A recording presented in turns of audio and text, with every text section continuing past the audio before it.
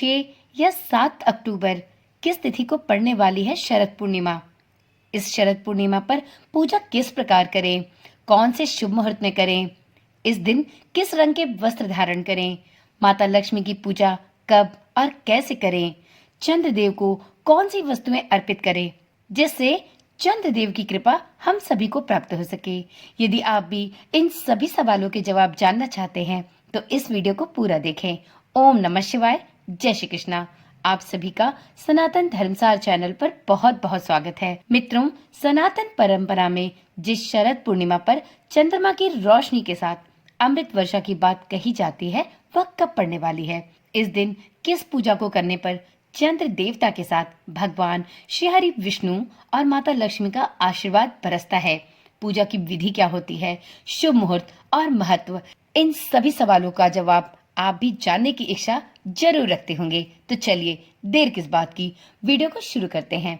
ये तो आप सभी जानते होंगे कि सनातन परंपरा में शरद पूर्णिमा का बहुत ज्यादा महत्व है। मान्यता है कि इसी दिन धन की देवी माँ लक्ष्मी का प्राकट्य हुआ था। मान्यता तो ये भी है कि इस दिन भगवान कार्तिकेय का जन्म भी हुआ था।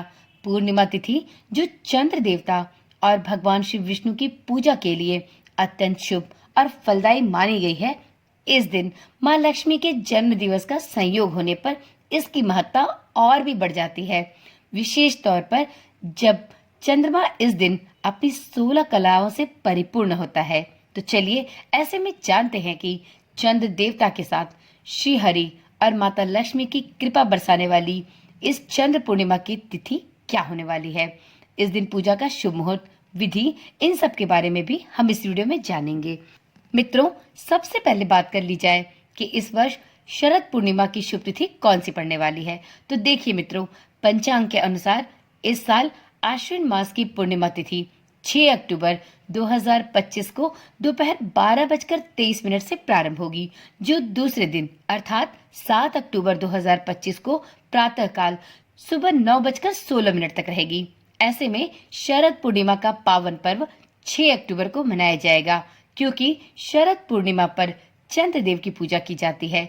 चंद्रदेव के निमित्त पूजा पाठ और अर्घ्य का विधान है। इसलिए शरद पूर्णिमा की सही और उचित तिथि 6 अक्टूबर को मानी जा रही है। शरद पूर्णिमा, जिसे कोजागर पूजा के नाम से भी जाना जाता है, इसके लिए पूजा का शुभ मुहूर्त आपको 6 अक्टूबर 2025 को रात्रि 11:45 से लेकर 7 अक्टूबर 2025 को पूर्वाह्न 12:34 तक मिलने वाला है।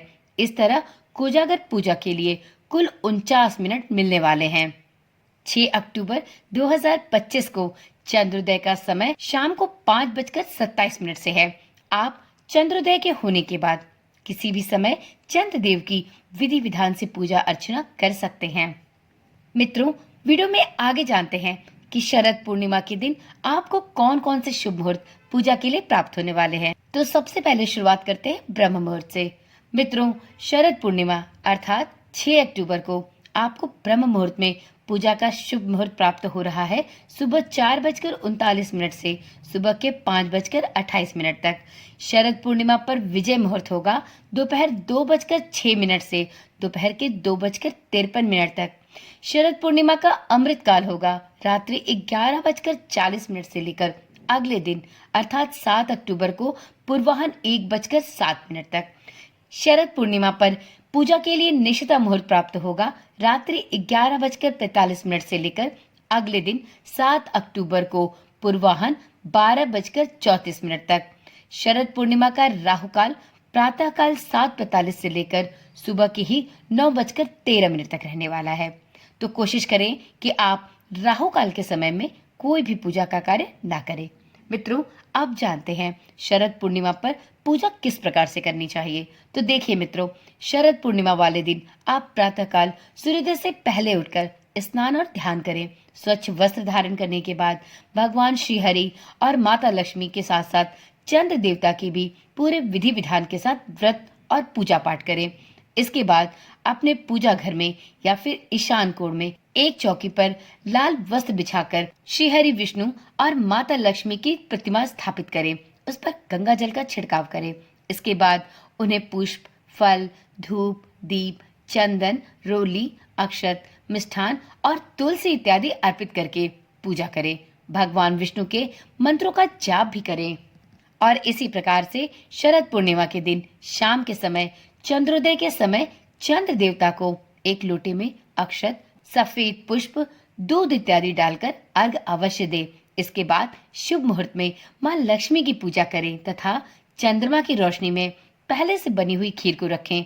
आपको शरद पूर्णिमा पर खीर बनाने के किन नियमों का पालन करना चाहिए, इसकी वीडियो भी आपको इस चैनल पर मिल जाएगी। तो यदि आप चैनल पर पहली बार आए हैं या आपने अभी तक इस चैनल को सब्सक्राइब नहीं किया है तो अब देर ना करें, चैनल को अभी ही सब्सक्राइब कर लें और हाँ, साथ में नोटिफिकेशन बेल को ऑन करना तो बिल्कुल ना भूलें, जिससे आपको इस चैनल पर डाली जाने वाली इसी प्रकार की वीडियोस की सूचना निरंतर और सबसे पहले मिलती रहे। तो चलिए मित्रों, अब जानते हैं कि आपको इस दिन चंद्रमा की रोशनी में पहले से बनी खीर को रखना होता है और दूसरे दिन इसे प्रसाद स्वरूप स्वयं भी खाना होता है और अपने परिवार के सभी सदस्यों को भी देना होता है। मित्रों, हिंदू मान्यताओं के अनुसार शरद पूर्णिमा के दिन चंद्रमा की अमृत किरणों का शरीर पर पड़ना भी बहुत शुभ माना गया है। एक ओर जहां चंद्रमा की शुभ किरणें हमारे मन को शांत करते हुए आनंद देती हैं, तो वहीं दूसरी ओर चंद्र देवता, माता लक्ष्मी और भगवान विष्णु की पूजा करने से घर परिवार में सुख समृद्धि का आशीर्वाद भी आता है। शरद पूर्णिमा के दिन चंद्रमा की अमृत किरणों में खीर को रखकर उसका दूसरे दिन सेवन करने को सेहत और सौभाग्य के लिए वृद्धिदायक माना जाता है। मित्रों, अक्सर लोगों का यह प्रश्न होता है कि शरद पूर्णिमा के दिन हमें किस रंग के वस्त्र पहनने चाहिए। तो देखिए मित्रों, शरद पूर्णिमा पर सफेद रंग के वस्त्र धारण करना बहुत ही शुभ होता है, क्योंकि यह पवित्रता और चंद्रमा की शांति से जुड़ा है। माँ लक्ष्मी की प्रसन्नता के लिए आप लाल रंग के वस्त्र भी धारण कर सकते हैं। कुछ मान्यताओं के अनुसार आप इस दिन सफेद रंग के अलावा क्रीम, हल्का सोना या चांदी जैसे रंग के वस्त्र भी धारण कर सकते हैं। आप इस दिन श्वेत वस्त्र पहनकर माता लक्ष्मी को लाल रंग के वस्त्र जरूर अर्पित करें। इससे आपको धन और समृद्धि की प्राप्ति होगी। ऐसी मान्यता है कि शरद पूर्णिमा के दिन चंद्रदेव को कुछ वस्तुओं का अर्पण जरूर करना चाहिए। इससे व्यक्ति को मानसिक शांति प्राप्त होती है। तो आप भी शरद पूर्णिमा के दिन चंद्रदेव को अर्घ दे और अर्घ के समय एक कलश में शुद्ध जल भरकर उसमें चावल और सफेद फूल अवश्य डालें। इन दो वस्तुओं को मिलाकर आप चंद्रदेव को अर्घ अवश्य दें। आप अर्घ के कलश में शुद्ध जल के साथ साथ दूध भी डाल सकते हैं। मित्रों, यह कार्य आपको आपके जीवन में सफलता की ओर ले जाएगा। और आप शरद पूर्णिमा के दिन जब चंद्र देवता को अर्घ दे तो अर्घ देने के साथ साथ ओम सोम सोमाय नमः या ओम श्राम श्रीम श्रौम सह चंद्राय नमः इस मंत्र का जाप करते रहें। और याद रखें कि आप जब भी चंद्र देवता को अर्घ दे तो नीचे एक कोई भी पात्र अवश्य रखें, जिसमें चंद्रदेव को दिए गए अर्घ का जल या दूध आपके पैरों या किसी के पैरों की लांघन ना पाए। इस बात का भी विशेष ध्यान रखें। आप किसी पात्र में ही इस अर्घ के जल या दूध को गिराएं और बाद में उसे किसी भी गमले या किसी भी पौधे में डाल सकते हैं। तो चलिए मित्रों, आज की वीडियो यहीं पर समाप्त करते हैं। मिलते हैं एक नई जानकारी के साथ। तब तक के लिए ओम नमः शिवाय, जय श्री कृष्णा, राधे राधे।